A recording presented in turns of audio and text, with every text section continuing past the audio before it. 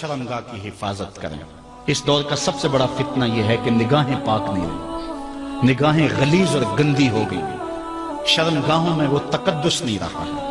حضور علیہ السلام نے ارشاد فرمایا من زنا زنیا بہی ولو بہی تانے دارے ہی، جس شخص نے زنا کیا یہ عمل اس کے گھر بھی لوٹے گا اگرچہ اونچی اونچی دیواریں کیوں نہیں کر دیتے۔ یہ مکافات عمل ہے۔ گندم از گندم بروئے جو ز جو از مکافات عمل غافل مشو، گندم بوگے تو گندم کاٹو گے، جو بوگے تو جو کاٹو گے۔ نظر کو تقدس دو، نظر کو پاکیزگی دو۔ حضرت لقمان حکیم کہتے ہیں کہ میں کئی نبیوں سے ملا ہوں، کئی نبیوں سے ملاقات کی ہے، اور میں ان سے دو دو چار چار باتیں جمع کی ہیں، اور ان ساری باتوں کو میں نے جمع کر کے 100 باتیں جمع کی ہیں، اور ان کا پھر میں نے خلاصہ تیار کیا ہے۔ ان میں 8 باتیں الگ کی ہیں۔ ان 8 باتوں میں ایک بات یہ ہے جب کسی کے گھر جاؤ تو نظر کو حفاظت میں رکھو۔ جس شخص کے مہمان بنو، جس کے گھر جاؤ، تمہاری نظر نہ بھٹکنے پائے۔ نظر اگر غیر محرم کو شہوت سے دیکھتی ہے، حدیث میں آتا ہے کل قیامت کے دن جہنم کی آگ سے بھر دی جائے گی، وہ سخت رسوا ہوگا۔ آج میڈیا کی آوارگی اور انٹرنیٹ پہ جو کچھ ہو رہا ہے، ٹیلی ویژن اور سینما جو بدتمیزی پھیلا رہے ہیں، اور موبائل پیکج جس طرح بے حیائی کو فروغ ہو رہا ہے، ہم اس کے خلاف پوری قوت کے ساتھ بند باندھیں۔ اپنی اولادوں کے ہاتھوں سے ناول چھین لو، ان کے ہاتھوں سے جو ہے وہ فلمیں چھین لو، ان کی خلوتوں پہ نظر رکھو اور ان کی حفاظت کرو۔ جس شخص کی نظر پاک نہیں ہے اس کے من میں طہارت نہیں آ سکتی ہے، دل پاک نہیں ہے اس کو جو ہے وہ باطن کا نور نصیب نہیں ہو سکتا۔ وائے قوم کشتائے تدبیر غیر، کارے او تخریب خود تعمیر غیر، از حیا بیگانہ پیرانے کہند، نوجوانہ چوں زنا مشغول تن۔ کتنی حکمت والی بات کہی اقبال نے۔ وہ اپنے دور کا دکھڑا سناتا ہے، جس دور سے ہم گزر رہے ہیں اب تو عجیب حال ہو گئے۔ اقبال کہتا ہے یہ جو میرا دور ہے، جوان تو جوان رہے، بوڑھوں کی نظروں میں حیا نہیں رہا۔ از حیا بیگانہ پیرانے کہند، بوڑھے لوگوں کی آنکھوں میں بھی اقبال کہتا ہے حیا نہیں رہا۔ نوجوانہ چوں زنا مشغول تن، اور نوجوان عورتوں کی طرح اپنے تن کے ساتھ لگے ہوئے ہیں، اپنے تن کو سنوارنے میں ہر وقت کنگھی پٹی میں لگے ہوئے ہیں۔ یہ مردوں کا کام نہیں ہوتا، یہ دلیروں اور بہادروں کا کام نہیں ہوتا، یہ عورتوں کے وظیفے ہیں۔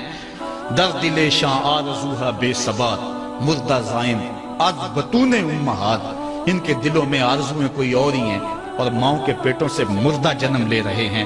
دخترانے او بزلف خود اسیر، شوخ چشموں خود نماؤ خود دگیر، اور قوم کی بیٹیاں اپنی زلف کی خود قیدی ہو چکی ہیں اور ہر وقت جو ہے وہ اپنے آپ کو آئینے میں دیکھتی رہتی ہیں۔ ساختہ پرداختہ دل باختہ، ابروان مثل دو تیغ آختہ، وہ جو گھر کی رونق تھی، جو آبرو اور حیا کا دوسرا نام تھا، آج وہ دل پھینک قسم کی ہو گئی ہے۔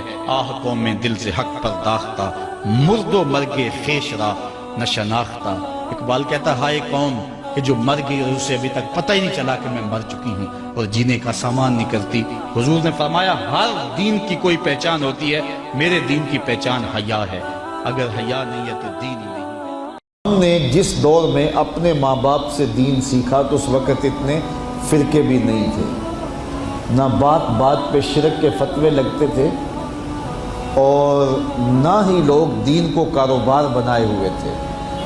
اس وقت کوئی کھڑا ہو کے نعت بھی پڑھتا تھا تو اس کی آنکھیں بند ہوتی تھیں اور تصور مدینے کی گلیوں کا طواف کر رہا ہوتا تھا، اور اگر کوئی پیر طریقت تھا تو اس کا مقصد مخلوق کو اللہ تک پہنچانا تھا، لوگوں کا دل اپنی جانب موڑ کے مائل کر کے اپنی جیب گرم کرنا مقصد نہیں تھا۔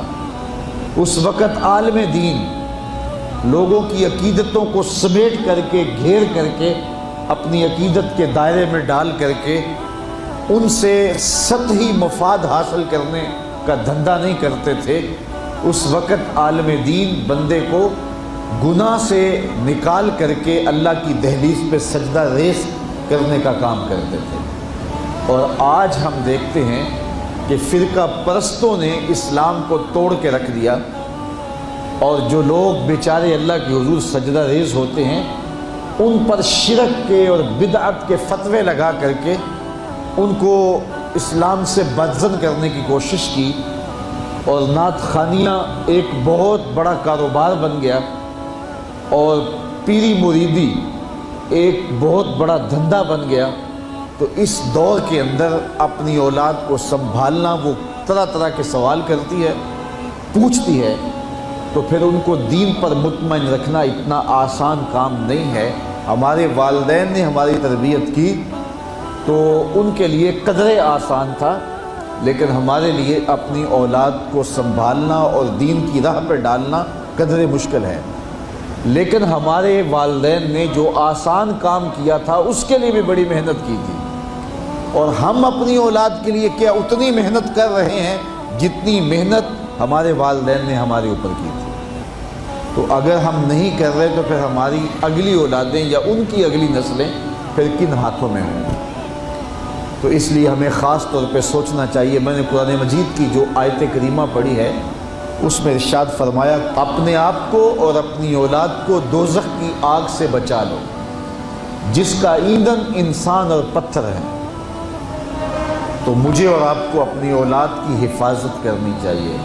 بعض اوقات ہم وطن چھوڑ کے یہاں آتے ہیں اس لیے کہ ہماری اولادوں کا مستقبل ٹھیک ہو جائے۔ ہم خود پردیس کاٹ لیتے ہیں، تنہائیاں کاٹ لیتے ہیں، اذیتوں سے گزر جاتے ہیں، لیکن اولاد راہ مستقیم سے بھٹک جاتی ہے تو ہم نے ان کی دنیا کی زندگی کی تو سنوار دی، لیکن جو حقیقی ابدی اور سرمدی زندگی ہے جو کبھی ختم ہونے والی نہیں ہے تو وہ برباد ہوگی۔ تو ہم نے اپنی اولاد کا بھلا نہیں کیا ہے، اپنی اولاد کا نقصان کیا۔ تو ہمیں چاہیے کہ ہم اپنی اولادوں کی حفاظت کریں، اور اولادوں کی حفاظت کیا ہے؟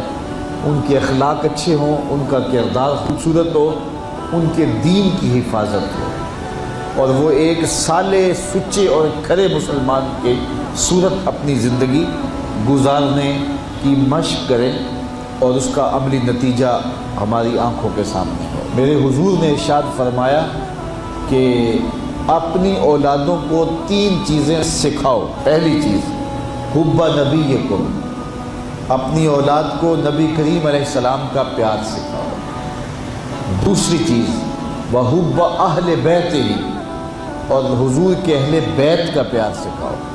اور تیسری چیز تلاوت القرآن، انہیں قرآن مجید کی تلاوت کرنا سکھاؤ۔ یہ 3 چیزیں آپ اگر بچپن سے ہی اپنی اولاد کے اندر داخل کر چکے تو پھر آپ کامیاب ہوئے۔ یہ بات ذہن میں رکھیے کہ ہم اس وقت متوجہ ہوتے ہیں اولاد کی تربیت کے لیے جب وہ ہمارے ہاتھ سے نکل چکی ہوتی ہے۔ ہمارے گھروں میں ہماری صبح کا آغاز قرآن مجید کی تلاوت سے ہو تو پھر خیر و برکت کے قافلے ہمارے گھروں میں اتریں گے۔ قرآن ہماری زندگی کو بدلنے والی کتاب ہے۔ جب ہمارا ربط اس کتاب سے ہو جائے گا، پختہ تعلق اس کتاب سے قائم ہو جائے گا، تو پھر زمانے کی تیز آندھیاں بھی ہمارے پائے استقلال میں لغزش نہیں لا سکتی ہیں، نہ ہمارے عقائد میں خرابی آ سکتی ہے، نہ ہمارے عمل میں کمزوری آ سکتی ہے۔ اس لیے ہمیں معمول کے طور پہ قرآن مجید کو اپنی زندگیوں میں شامل کرنا چاہیے اور اپنی اولاد کو اس کا خوگر بنانا چاہیے۔ ایک زمانہ تھا کہ ہر گھر میں صبح کو قرآن کھلتا تھا، اور آج وہ دور ہم سے چھوٹتا چلا جا رہا ہے۔ صبح کے وقت موبائل تو کھلتے ہیں لیکن قرآن نہیں کھلتا، جس کا نتیجہ کیا؟ آج بے برکتیوں کے ڈیرے ہیں۔ کثرت مال کے باوجود بھی ہم بے برکتی کی بات کرتے ہیں، اس لیے کہ ہمارے گھروں میں قرآن مجید کا چراغاں نہیں ہے۔